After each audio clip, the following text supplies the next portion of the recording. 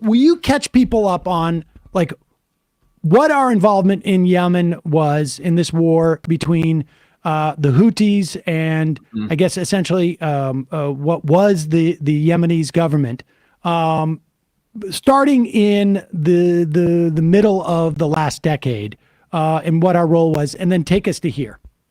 Right. So after there was a fight between, a kind of political fight between the Houthis and some other elements inside Yemen that basically devolved into an actual civil war.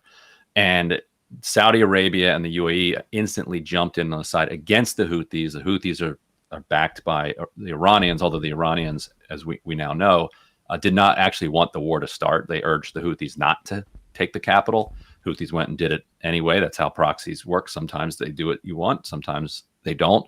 And so we backed Saudi and the UAE in their fight against the Houthis. That was the Obama administration. Then the Trump administration backed them as well.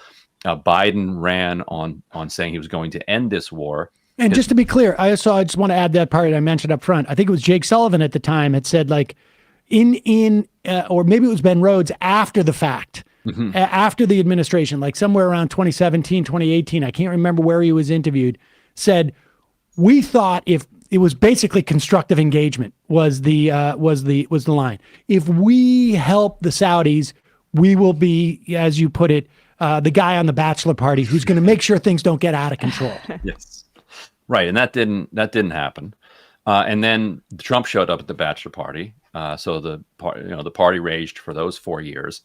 Biden comes in and in his first foreign policy speech, he says, we're going to end the war in Yemen. But then he adds this little clause where he says, we're going to end support for offensive operations by Saudi Arabia. But of course, every power calls everything that they do defensive operations. So Saudi Arabia, when they're bombing inside Yemen, they're saying, we're doing this to prevent Yemen from bombing us. Like, we have a defense department that has hundreds of bases around the world, but this is all defense. Right. When Israel is bombing Gaza, this is Israel has a right to defend itself. So that became not terribly meaningful. And so there's been a ton of pressure in Congress on Biden to continue to restrict the help that we're giving the Saudis in their bombing. What shook everything up was wild.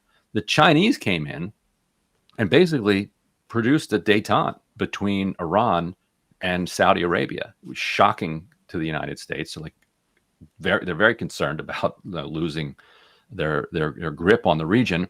And out of that then comes this deal that is brokered outside of the kind of UN and US framework that is proceeding along toward a peace deal. Now we've had a truce, we've had a ceasefire for about more than a year. It's expired, but it's still been a de facto ceasefire.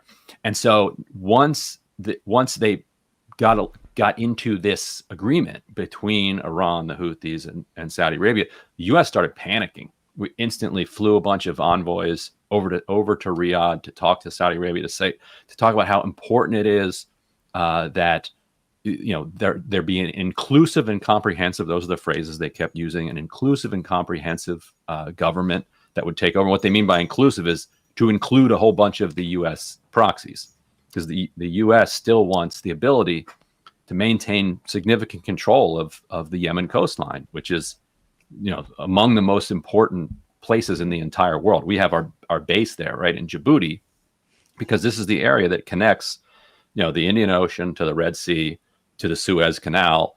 An enormous amount of the world's oil and goods flows through this area. So even though Yemen is totally poor and doesn't have any oil, it's just so strategically important that we want to make sure that we have control over enough areas of it that Iran is not able to cause problems for us constantly.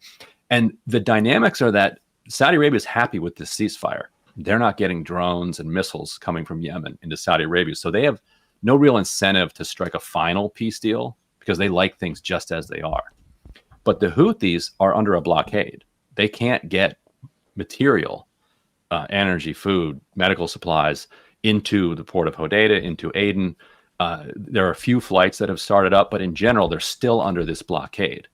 So time is working against the Houthis. So the longer you drag out these negotiations, the more likely it is that the Houthis play the only card they have, which is firing drones and missiles into Saudi Arabia and causing problems for them, because they're trying to be this, first world country with Messi playing football. They don't want like a war going around and like spooking all of these kind of rich Western people that they want to come to Saudi Arabia. So that's the card that the Houthis have to play. And so by the U.S.